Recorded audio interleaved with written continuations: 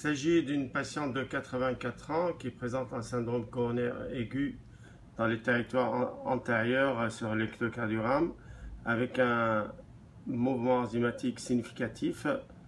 La patiente a été prise en charge en urgence et une coronarographie a été réalisée qui montre entre de petites lésions non significatives, une UVA, une interventriculaire antérieure de bon calibre, sans lésions significatives,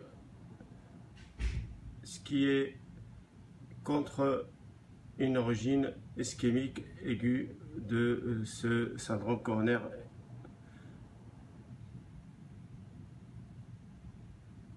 L'échographie cardiaque transthoracique chez cette patiente met en évidence rapidement la présence de ce trouble de la cinétique situé au niveau septal et apical avec cet aspect de dyskinésie.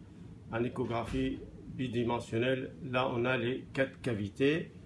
En petit axe parasternal, on voit clairement le trouble de la cinétique au niveau septal et antérieur, avec bonne cinétique ici latérale et inférieure. Donc ce trouble de la cinétique localisé dans le territoire de l'IVA est en faveur d'un syndrome de type Takotsubo chez cette patiente de 84 ans, avec donc une coronarographie sans lésion significative au niveau de l'IVA. En échographie tridimensionnelle transthoracique, on voit à nouveau le trouble de la cinétique situé notamment au niveau septo-apical.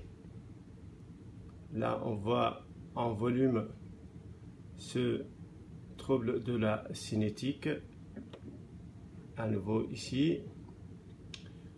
Cette exploration peut se faire de façon aussi différente. On voit ici en échographie transthoracique 4 cavités, voire 5 cavités. Là, on voit les 2 fuites mitrales et tricuspides.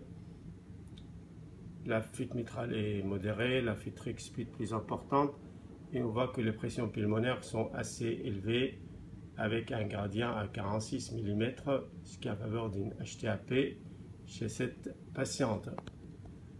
Voilà, quand on prend le volume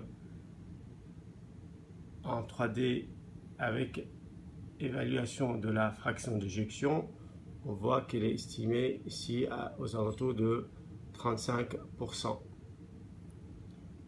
Et cette étude en 3D peut se faire en mode coupe, et on voit ici en 3D une coupe au niveau de petit axe qui confirme aussi ce trouble de la cinétique au niveau septal ici et apical.